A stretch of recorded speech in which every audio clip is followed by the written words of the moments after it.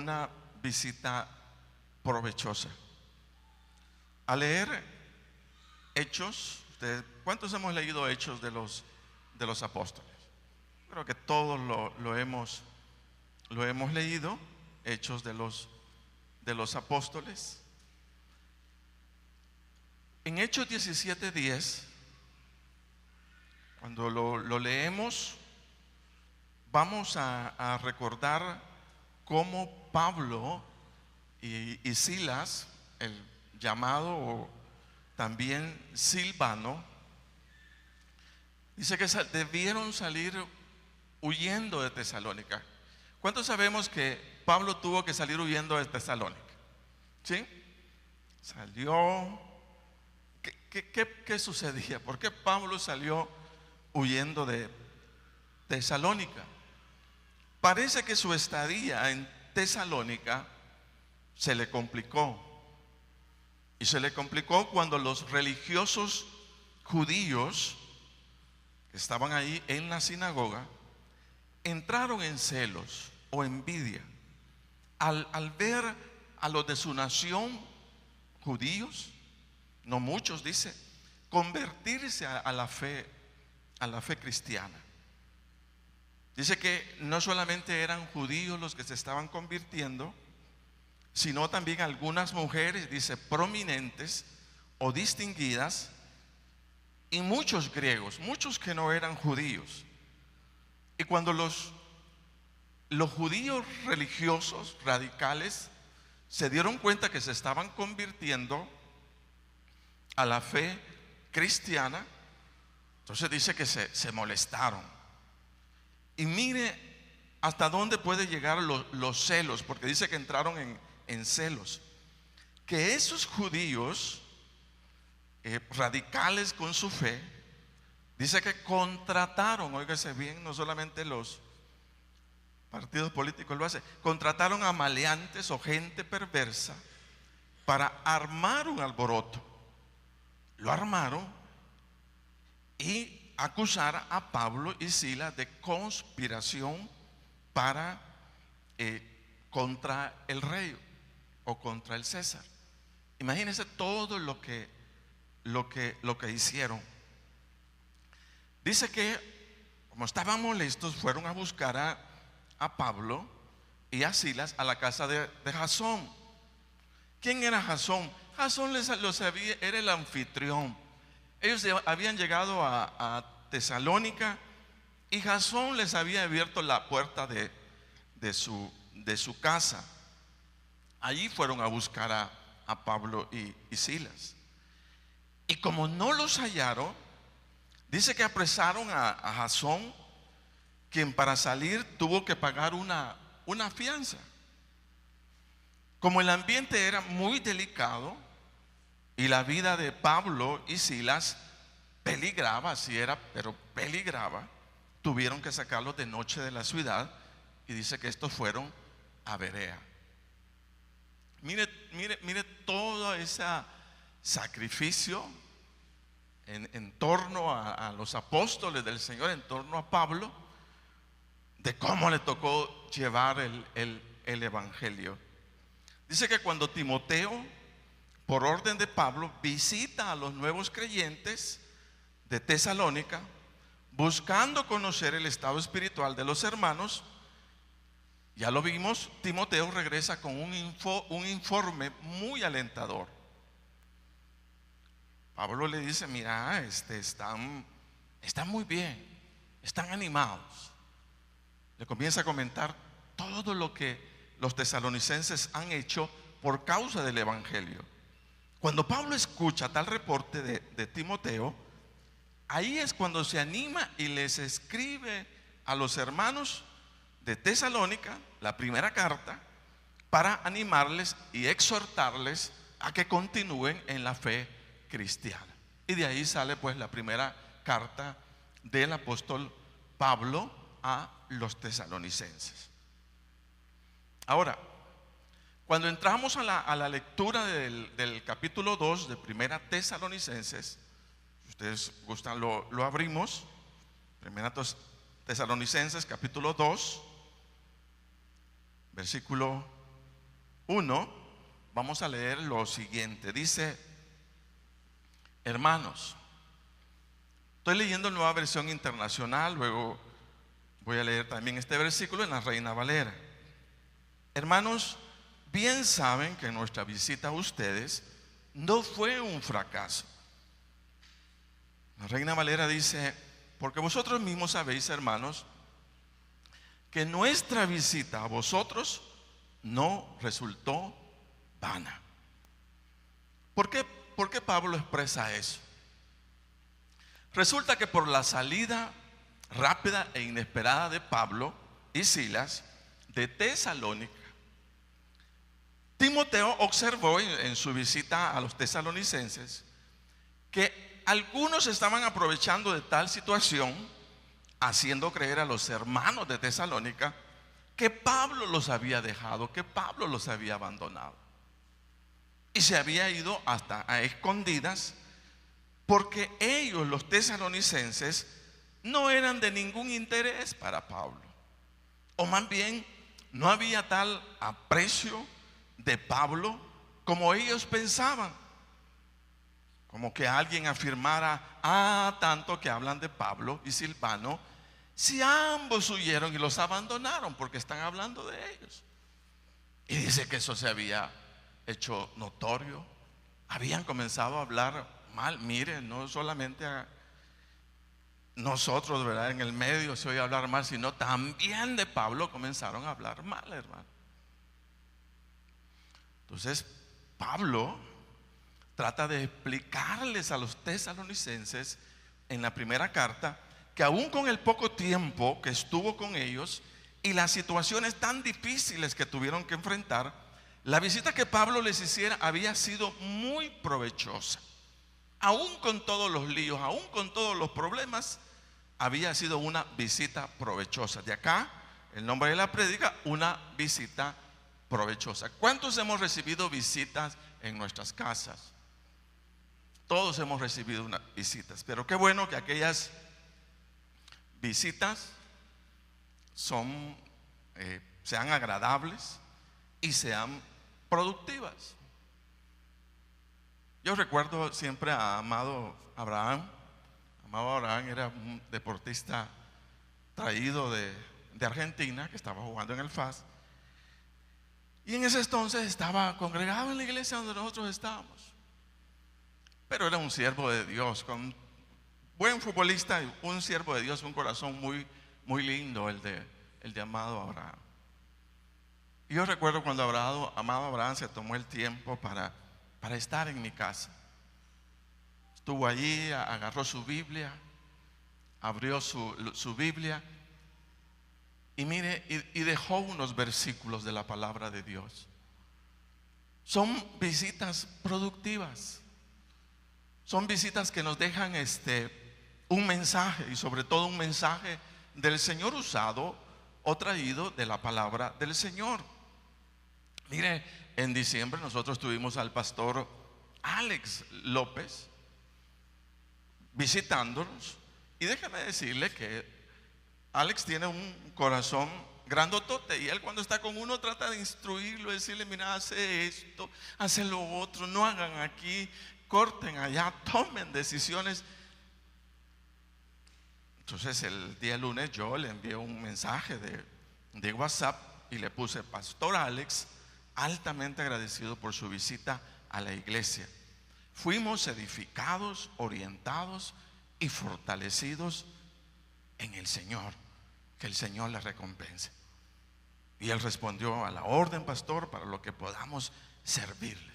Entonces qué bueno es cuando recibimos visitas productivas o encuentros productivos. Pero déjeme decirle que los encuentros productivos más bien tienen que ver con el Señor, con ese mensaje que alguna persona nos va a dejar X, ¿verdad? Pero que nosotros lo estamos necesitando. Cómo Dios usa a las personas. Muchas veces nosotros creemos que son las personas moviéndose. No son las personas.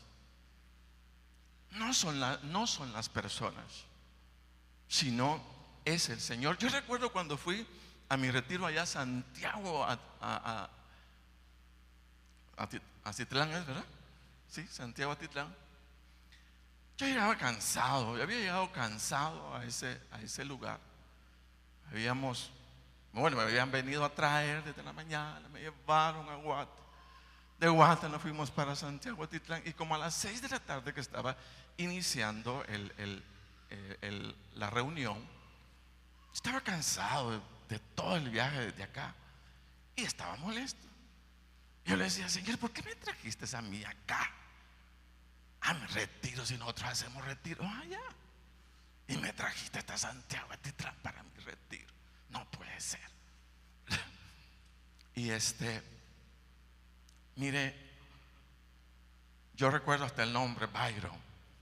Y recuerdo a Byron porque era uno de los que estaba ahí en el retiro. Yo necesitaba ser animado, yo necesitaba ser fortalecido.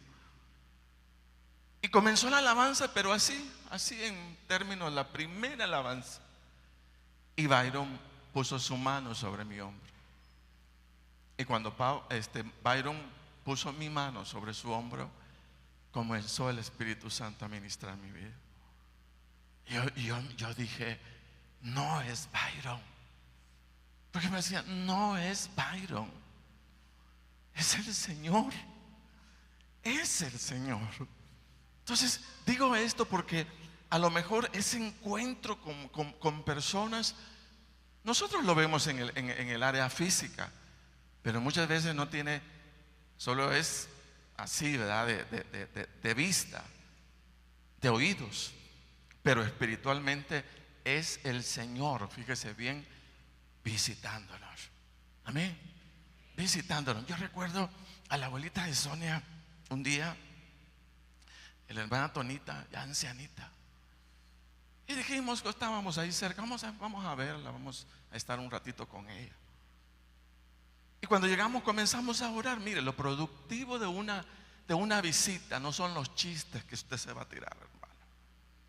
Lo productivo de una visita no es todo el gelengue que usted va a armar, no.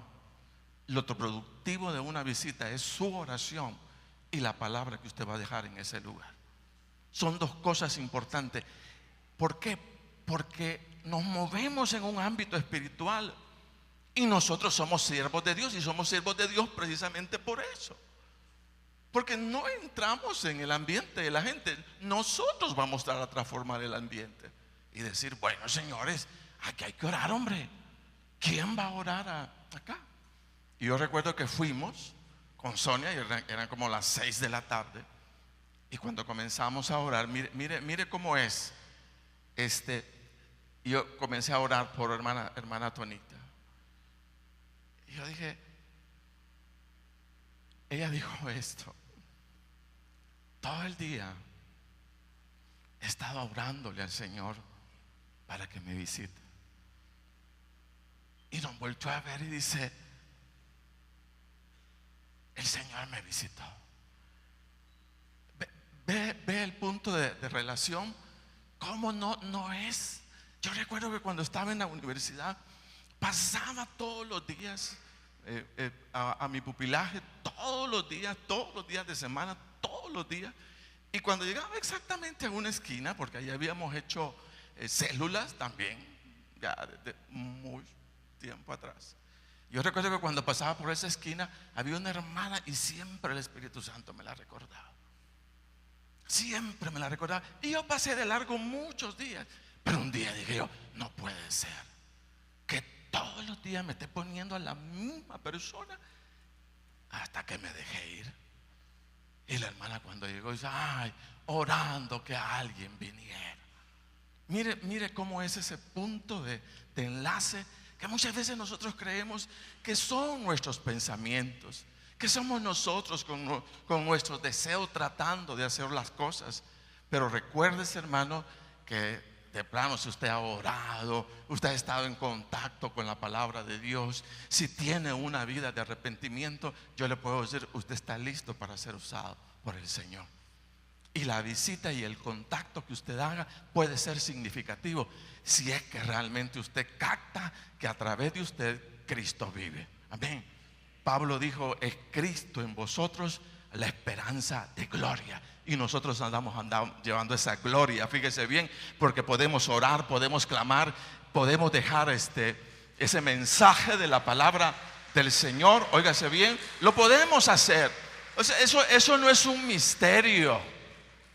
Eso no es así como ay, no, sino simplemente dejarse guiar, dejarse dirigir y poner la palabra del Señor en la vida de las personas. Somos todos siervos de Dios y podemos ya hacer eso en el nombre de Jesús. Amén.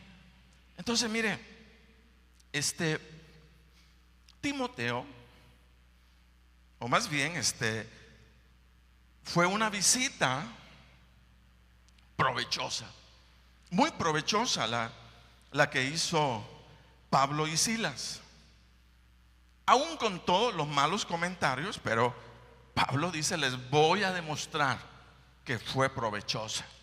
Y cuando leemos en 1 Tesalonicenses 1:7, Pablo les hace ver los resultados que había tenido dicha visita. Oiga lo que dice 1 Tesalonicenses 1:7, dice: de esta manera se constituyeron en ejemplo para todos los de Macedonia y de Acaya. Partiendo de ustedes, el mensaje del Señor se ha proclamado no solo en Macedonia y en Acaya, sino en todo lugar. A tal punto se ha divulgado su fe en Dios que ya no es necesario que nosotros digamos nada. Ellos mismos cuentan de lo bien que ustedes nos recibieron y de cómo se convirtieron a Dios, dejando los ídolos para servir al Dios vivo y verdadero y esperar del cielo a Jesús, su Hijo, a quien resucitó, que nos libra del castigo venidero. Entonces, lo que los hermanos de Tesalónica estaban ya haciendo por causa de Cristo, dicen que había dejado los ídolos. Mire, habían recibido a Pablo, estaban sirviendo ya al Señor. Entonces Pablo decía: ese es el fruto. Mi visita no fue en vana, como algunos están tratando de convencerlos. No fue vana, fue productiva. Mire todo lo que están haciendo ya los tesalonicenses por el Señor.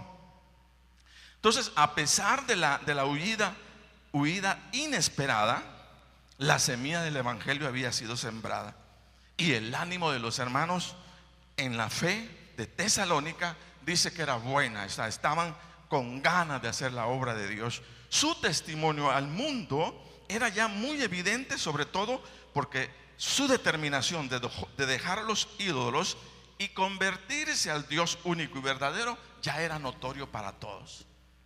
Dice que todo el mundo comentaba: los tesalonicenses se están convirtiendo, están dejando los ídolos y están sirviendo al Señor. Esa era toda una novedad. A lo mejor cuando se convirtió usted fue toda una novedad, porque todo el mundo lo conocía. Y cuando se dieron cuenta, fulano de tal se convirtió al evangelio. Entonces, algo parecido, los tesalonicenses se convirtieron al Señor, y eso fue una buena noticia. Y sobre todo, los frutos que estaban dando eran, hermanos, buenísimos. Lo mismo van a decir de nosotros: se convirtió y mire, ya está trabajando en el Señor. Hay personas que se convierten y así comienzan a trabajar. Ellos no quieren estar sentados, ellos quieren estar trabajando para el Señor. Entonces, todo lo que un cristiano haga en pro del evangelio, hermano, y de la obra del Señor Jesucristo, nada puede ser tomado en vano. Óigase bien, nada puede ser tomado en vano o por fracaso. Nada puede ser tomado en vano. Para el cristiano, óigase bien, ni la muerte es una derrota, ni siquiera la muerte. Lloramos, es cierto, pero lloramos con la esperanza de ver recompensa del Señor acá y en el mundo venidero. Mire, esta semana el Señor quiso llevarse a nuestra hermana Elba Vargas, y damos testimonio de su fe en el Señor hasta el último día, confiando en el Señor. Y sabemos pues de hecho que Dios tiene recompensa. Dios trae recompensa. Y bendecimos pues la vida de Francisco, bendecimos la vida de Xiomara y pedimos que el Señor les dé fuerza, ven, para ustedes. Pero ya él está con el Señor. Ella ya está con el Señor y ella está en mejor lugar que nosotros. Entonces Pablo les dice en el versículo 2 del capítulo 2 de la primera carta a los tesalonicenses, si seguimos leyendo, y saben también que a pesar de las aflicciones e insultos que antes sufrimos en Filipos, cobramos confianza en nuestro Dios y nos atrevimos a comunicarles el evangelio en medio de una gran lucha. Oiga lo que está diciendo Pablo, tratando de explicarles y decirles: miren, señores, no es como ustedes están oyendo. Nosotros les apreciamos, y si no les apreciáramos, no hubiéramos soportado tanta aflicción e insultos. E incluso dice, no solamente aquí, sino antes de venir a Tesalónica, ya estábamos sufriendo. Pero oiga bien, dice, y saben también que a pesar de las aflicciones e insultos que antes sufrimos en Filipos, cobramos confianza en nuestro Dios y nos atrevimos a comunicarles el evangelio en medio de una gran lucha, en medio de una gran tribulación. Comúnmente, cuando hay resistencia para aperturar algo, hacer algo para la obra del Señor, nuestra reacción es desistir de hacer aquello. Yo no sé si usted ha desistido. Hay una gran resistencia de parte de los hermanos para hacer la obra de Dios.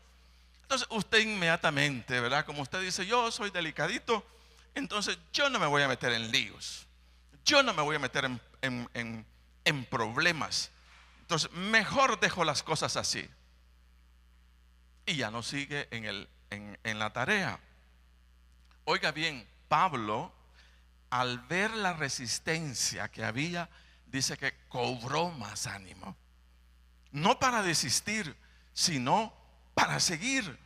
Como quien dice que donde hay resistencia u oposición, ahí hay bendición, hermano. Y por eso hay que hacer la lucha. El éxito en la obra del Señor, oiga bien, no debemos verlos en términos de resultados, sino en términos de obediencia. Usted abra su casa, no importa si le llega uno, vuelva a abrir su casa, no importa, pero sea obediente. No vea el resultado, vea su obediencia. Amén. Vea su obediencia. Eso es lo que hay que hacer. Pero es que mire que nadie se está convirtiendo. No importa, pero lo estoy haciendo. Estoy predicando la palabra, estoy predicando al Señor, y eso es lo importante. Entonces, en la obra del Señor es de alguna manera importantísimo que antes que ver los resultados, veamos nuestra obediencia. Sirvamos con obediencia y los resultados vendrán del Señor. ¿Qué le había sucedido a Pablo? Antes de llegar a Tesalónica, dice que tuvo una gran lucha, pero exagerada. Esto lo leemos en Hechos 16 del 11 al 39, en donde se detalla todas las dificultades que Pablo tuvo que enfrentar antes de llegar a Tesalónica. Fíjese. Ahora, ¿cómo fueron esas luchas? Entre esas luchas se relata de cuando les arrancaron las ropas, los azotaron y los metieron a la cárcel. Imagínese usted. Hechos 16 al 24 dice: todo porque liberaron a una joven esclava que tenía un espíritu de adivinación. Y al ver los amos que ya no podían ganar dinero, dice que los acusaron. Por el poder de Dios fueron milagrosamente librados de la cárcel. Y oiga lo que pasó en Pablo y Silas. A eso de la medianoche, Pablo y Silas se pusieron a orar y cantar himnos a Dios y los otros presos los escuchaban. Hubo un terremoto, nadie se escapó. Convencieron al carcelero de no suicidarse y creyó en Jesús. Después de Filipos es que cobraron valor y fueron a Tesalónica. Imagínense todo lo que había pasado, todo lo que había sucedido antes de llegar a Tesalónica. Habían tenido gran lucha. Imagínense cómo sería nuestra actitud. Si tenemos una gran lucha, a lo mejor tenemos que defender algunas posturas ante los demás por esto, por lo otro. Y dice que Pablo, en lugar de echarse para atrás, dice que él cobró ánimo. Como quien dice, no, con más fuerza yo voy a ir a Tesalónica a predicar la palabra del Señor. Entonces cualquiera hubiera quedado desanimado luego de las grandes dificultades y sufrimientos, todo por causa del Señor, pero nada lo detuvo. Y al llegar a Tesalónica, dice que llegaron, ¿verdad?, con las pilas puestas a seguir proclamando el evangelio, y seguían las tribulaciones, en medio, dice, de gran tribulación. Mire cómo fue, hermanos, la experiencia de los apóstoles. No fue fácil, sino muy dura. Le rasgaron la ropa, los azotaron, los golpearon. Pero Pablo dice que cobró más ánimo y se fue para Tesalónica. Como quien dice que cuando llegaron los insultos y los problemas en Tesalónica, no eran nuevos. Pablo ya venía de sufrir, pero no le importaba. Él seguía predicando el evangelio. Y creo que esa parte necesitamos, hermanos, superarla. Yo he oído a algunos que no quieren involucrarse muchas veces en la obra del Señor por los problemas. ¿Y dónde no va a haber problema, Dios? Más bien los problemas están, hermanos, para ayudarnos, fíjese bien, a crecer espiritualmente. Yo veía la vez pasada una gráfica del éxito así de una empresa o del éxito así en lo común. Y esa gráfica en el plano cartesiano, cuando se dibuja, está inclinada, ¿verdad?, hacia arriba, pero luego tiene una parte horizontal. Luego vuelve otra vez hacia arriba y luego tiene otro espacio horizontal. Y en ese espacio horizontal dice crisis. O sea, se sube, se tiene crisis. Se sube, se tiene otra crisis. Nosotros no lo vemos de esa forma. Cuando vemos los problemas ya nos encajonamos y nos echamos para atrás, ya no más. Pero es cuando debemos tomar más fuerza. Los problemas nos ayudan a madurar en la vida de fe. Nos ayudan a buscarle, hermano, otras soluciones a la cuestión. Nos ayudan a ver la palabra de Dios en ámbitos que nosotros ni siquiera lo imaginamos. Pero si nosotros somos así de fáciles como para quedarnos quietos a la primera y ya no más, yo no más trabajo, yo no más, eso no es la actitud de un siervo. Mire, Pablo dice que cobró ánimo. Pero ¿cómo es que cobró ánimo? Venía de lucha, fue a más lucha, pero continuó haciendo la obra del Señor. Entonces no nos detengamos, sino veamos, observemos, evaluemos. Cada vez que estamos en una situación de crisis, ¿qué pasó con esa crisis? ¿Por qué fue? ¿Por qué sucedió? Si fue por causa de Cristo, dice la palabra, bienaventurados somos cuando sufrimos por causa del Señor. Amén. Bienaventurados somos cuando sufrimos por causa de Cristo. Yo quiero decirle a algunos, a muchos, es hora de levantarse ya. O sea, de tomar una actitud madura respecto a la fe. No es posible que nos detengamos y nos quedemos viendo a los demás participar del juego, ¿verdad? Como cuando vamos al estadio y todo el mundo, ¿qué?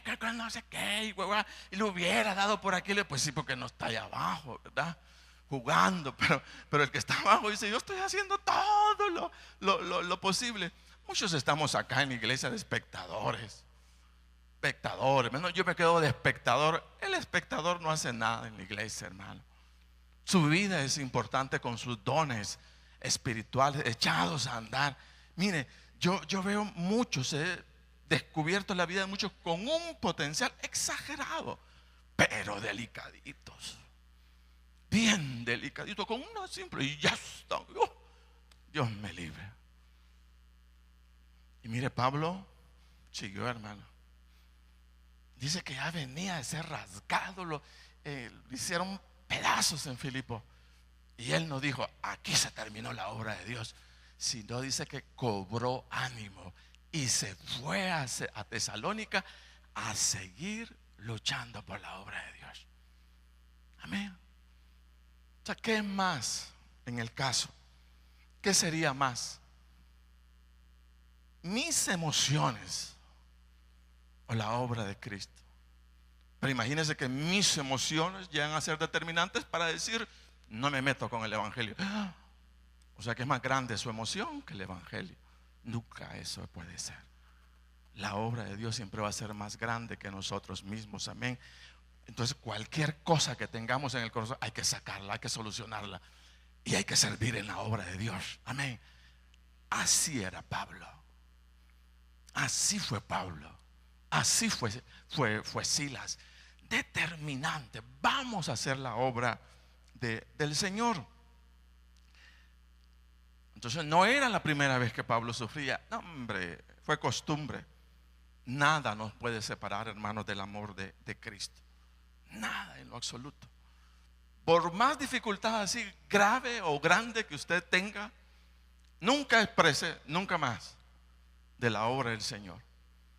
Sino hay que seguir. Miren lo que decía Pablo: ¿quién nos apartará del amor de Cristo? ¿Quién? Mire, la tribulación o angustia. Mire, tribulación, angustia, persecución, el hambre, la indigencia, el peligro o la violencia. Leo la Nueva Versión Internacional. Así está escrito, dice: por tu causa siempre nos llevan a la muerte, nos tratan como ovejas al matadero. Sin embargo, en todo esto somos más que vencedores por medio de aquel que nos amó. Pues estoy convencido de que ni la muerte, ni la vida, ni los ángeles, ni los demonios, ni lo presente, ni lo porvenir, ni los poderes, ni lo alto, ni lo profundo, ni cosa alguna en toda la creación podrá apartarnos del amor de Dios en Cristo Jesús, Señor nuestro. Amén. Hermano, ¿qué lo ha apartado a usted? ¿Qué lo ha desanimado? Dice que nada nos puede desanimar ni apartar del Señor. Yo creo que todos tenemos una experiencia en Cristo, hermano, y esa es maravillosa. Cómo el Señor nos llamó y cómo el Señor ha trabajado con nosotros durante mucho tiempo. Eso no se nos puede olvidar. No podemos dejar, hermanos, la obra del Señor, y debemos seguir adelante. Pablo tuvo en su primera carta a los tesalonicenses que declarar ante los hermanos la verdadera intención o motivación que lo había llevado a presentarles el evangelio. Recuérdense que Pablo estaba tratando de decirles: señores, yo me esforcé. Es mentira lo que les dicen, que salimos huyendo porque no los queríamos, porque no los apreciáramos. No es así. Y Pablo les tiene que argumentar cuál era la motivación. Y leamos ahí en 1 Tesalonicenses 2:3. Dice: nuestra predicación no se origina en el error ni en las malas intenciones, ni procura engañar a nadie. Al contrario, hablamos como hombres a quien Dios aprobó y les confió el evangelio, no tratando de agradar a la gente, sino a Dios, que examina nuestro corazón. Como saben, nunca hemos recurrido a las adulaciones ni a las excusas para obtener dinero. Dios es testigo. Tampoco hemos buscado honores de nadie, ni de ustedes ni de otros. ¿Sabe qué les estaba diciendo Pablo? Cuando Pablo dice que su predicación no tuvo error, está dejando ver que toda su motivación fue predicarles y exhortarles en nombre de Cristo, no en nombre de Él. Yo no estoy buscando incomodarlos como alguien hubiera dicho. Yo no estoy buscando desagradarlos. Yo lo que estoy buscando es que ustedes aprendan del Señor. Pudiera ser una expresión. Mire lo que había. Obvio, dice Pablo, no lo hago para congraciarme o estimular el oído, dice, de ustedes, sino les estoy predicando y les estoy enseñando para agradar al Señor, no a ustedes. Mire, cuando se está en la célula, es la palabra. La palabra, hermano, la que tiene que hacer su efecto. Dice que Pablo, él era aprobado y sabía que Dios le había confiado la predicación. Entonces, él no iba para perder el tiempo. Él iba para predicar la palabra del Señor.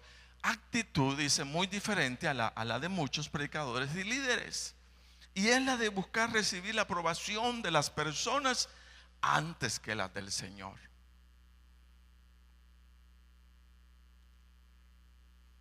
Eso pasa, ¿verdad? Sucede. Estamos queriendo como descubrir qué tan aceptable fue el mensaje o qué tanto gustó el mensaje. La predicación o la verdad de la palabra es del Señor. Y ese es el fruto, decir la verdad.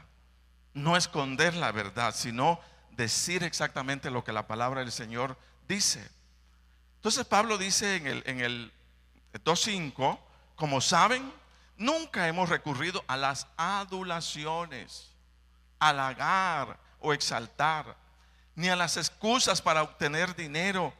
Dios es testigo, tampoco hemos buscado honores de nadie, ni de ustedes ni de otros. En otras palabras, Pablo dice que su motivación, oiga, no fue sacarles dinero.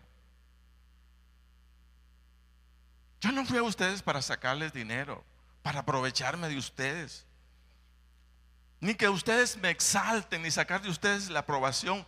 Yo no ando tras eso. Y oiga bien esto, en el corazón de esta palabra está esto: no andamos buscando nuestra gloria, sino andamos en la búsqueda de la gloria del Señor. Eso es lo que debemos hacer. Amén. Andamos en la búsqueda de la gloria de Cristo. No andamos, hermanos, buscando la aprobación de nadie para que nos den una palmadita y nos diga que bueno, sino que lo que andamos haciendo es obedeciendo al Señor. Por eso decir que los que predicamos, ¿verdad?, o somos líderes en el Señor, nunca debemos buscar aprovecharnos de nadie. Mucho menos, hermanos, de los nuevos creyentes, adulándolos o halagándoles para conseguir algo de ellos, sino la misión es ver al nuevo creyente honrar el nombre del Señor. Mire, yo recuerdo a alguien que llegaba a una casa, ¿verdad?, para supuestamente orar y todo, y comenzaba a verle los cuadritos a los hermanos. Y ese cuadrito, qué bonito, hermana, mire, ese cuadrito bien bonito. Y como después de haber orado y después de hecho todo, pues los hermanos decían: hermano, aquí está el cuadrito, lléveselo, ¿verdad? Entonces dice Pablo que no hacía nada semejante. Él no lo buscó, dice, por aprovecharse de ellos, sino todo lo contrario.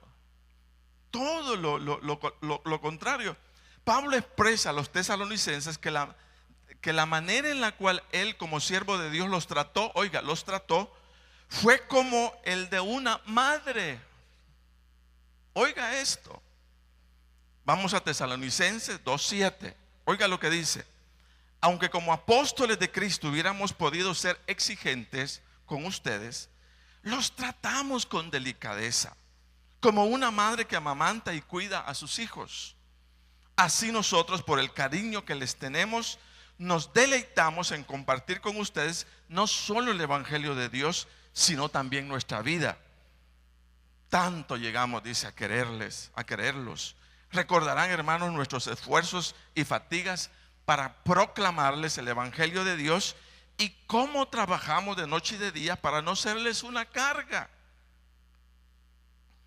Mire lo que explica Pablo. Pablo dice, pudo ser exigente con ellos como siervo de Dios, pedirles que se comportaran como el Evangelio pretende, y de hecho así lo hicieron. Pero dice que al contrario, los trató con lienzos tibios, como el trato de una madre con su hijo recién nacido. Como una madre, dice, que amamanta y cuida a sus hijos. Así es como debe de ser tratado, dice, un nuevo creyente. De tal manera que no solo compartieron con ellos el Evangelio, dice Pablo, sino también la vida misma. ¿Cómo debe de ser tratado un nuevo convertido? Pablo dice que como una mamá, ¿verdad?, que toma a su hijo, lo pone sobre su pecho y comienza a amamantarlo. Mire cómo es esa tarea. Como niños espirituales. Y Pablo dice que lo hizo de esa forma. Y la evidencia de todo ese amor que Pablo estaba tratando de justificar a los tesalonicenses es todo ese esfuerzo o fatiga por presentarles al Evangelio, trabajando, hermanos, de noche y de día, sin ponerles carga alguna. Pablo no fue una carga para nadie, sino que dice que Pablo trabajaba haciendo tiendas, dice, y luego predicaba la palabra. ¿Por qué lo hacía? Porque dice, no quiso llevar carga alguna económicamente, ni que nadie dijera, este Pablo ha venido a mi casa para aprovecharse de mí, ¿verdad? No lo hizo, sino él se comportó como un padre, haciendo todo un esfuerzo con tal de bendecir la vida de sus hijos, en este caso los hermanos de Tesalónica. Entender, hermanos, que todos debemos, como siervos de Dios, conocer cuál es el perfil de un padre espiritual. Un padre espiritual que sostiene la vida de sus hijos, amamanta la vida de sus hijos. Todos los que somos padres, yo creo que sabemos al respecto. Todo lo que hacemos por nuestros hijos. Y Pablo dice, esa es la manera de que hacerlo con los hijos espirituales. Hay que amamantarlos, hay que cuidarlos, hay que tratarles, dice, con lienzos tibios. ¿Por qué? Porque son niñitos espirituales. Amén. Ahora, quiero que leamos en Corintios, 2 Corintios 12, 14. Y vamos ahí, hermanos, a captar el perfil de un padre espiritual. ¿Cómo es un padre espiritual? Oiga lo que dice la palabra. 2 Corintios 12, 14. Miren que por tercera vez estoy listo para visitarlos y no les seré una carga, pues no me interesa lo que ustedes tienen, sino lo que ustedes son. Después de todo, no son los hijos los que deben ahorrar para los padres, sino los padres para los hijos. Así que de buena gana gastaré todo lo que tengo, y hasta yo mismo me gastaré del todo por ustedes. Si los amo hasta el extremo, a lo mejor me amen menos. En todo caso, no les he sido una carga. Es que como soy tan astuto, les tendí una trampa para estafarlos. Les pregunta Pablo, ¿acaso los exploté por medio de algunos de mis enviados? Le rogué a Tito que fuera a verlos, y con él envié al hermano. ¿Acaso se aprovechó Tito de ustedes? ¿No procedimos los dos con el mismo espíritu y seguimos el mismo camino? Ese es un padre espiritual. dice el que lucha con tal de sostener la vida de sus hijos, exactamente como nosotros lo hacemos con nuestros hijos. Dice Pablo que así debe de ser la tarea. Dice, son los padres los que deben de trabajar para dejar una herencia, dice, a sus hijos, y no los hijos a los padres, ¿verdad? Sino que eso es parte del plan de Dios, no solamente en el área física, sino también en el área espiritual. Pablo fue un padre espiritual, pero buenísimo, lleno de todo esfuerzo, dispuesto a toda situación con tal de sacar adelante a sus hijos espirituales. Dice que ese es el perfil hacia el cual todos debemos de caminar. No vivir toda la vida siendo hijos de otros espiritualmente, sino convertirnos en padres cuando podemos trabajar y sostener la vida de otros hasta que alcancen la madurez espiritual. Eso es lo que nos corresponde. Entre tanto luchamos, trabajamos, hacemos toda la obra de Dios con tal de ver a las personas perseverar, hermanos, en el Señor. Eso es lo más rico que usted va a encontrar en la vida cristiana. Cuando usted ha trabajado con alguien y le sirvió y sirvió y sirvió y sirvió y sirvió, llega un momento, hermano, en que usted se siente satisfecho. Hay cosas importantes que deben aprenderse como para saber que una persona está creciendo, y es la siguiente: se está relacionando con Dios diariamente, está leyendo la palabra del Señor, está asistiendo a la iglesia, ya está diezmando. Dice que todos esos aspectos engloban el hecho de que alguien está creciendo y está, hermanos, adoptando nuevos hábitos para su vida, porque se está involucrando en la obra del Señor. Esas son las cosas que tenemos que ver. De repente, en las células o en la iglesia, uno dice, bueno, ¿dónde está la madurez de los hermanos?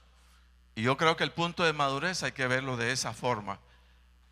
Maduramos cuando tenemos el hábito de la oración, el hábito de la lectura, el hábito de congregarnos, el hábito de diezmar y, de hecho, el hábito de servir. Cuando estamos haciendo todo eso es porque estamos activos en la obra de Dios. Amén. ¿Qué serían las cosas? ¿Por qué no las repetimos? ¿Cuándo una persona puede considerarse madura o yendo a la madurez espiritual? Cuando constantemente o diariamente ora a Dios, lee la palabra, ya se está congregando, ya está diezmando, ya está sirviendo. Son aspectos concretos. Cuando es así, la persona, hermano, ya está de alguna manera lista para dejar de ser hijo y convertirse en un padre espiritual. Pero luchamos con todo ello, ¿verdad? Aún con los años nos cuesta. Muchas veces nos cuesta tener esa relación con el Señor, leer la palabra. Venimos a la iglesia, únicamente usamos la Biblia, ¿verdad? El domingo, que nos dicen que la abramos, pero toda la semana la pasamos en un desierto. Todavía no llegamos al punto. Y esa es la parte que hay que trabajar. Debemos leer, orar todos los días, leer la palabra de Dios todos los días, buscar congregarnos, buscar diezmar, buscar servir, sin que nadie nos empuje. Nosotros tomamos la iniciativa. ¿Por qué? Porque así lo hacían los padres espirituales. Pablo lo hizo de esa manera.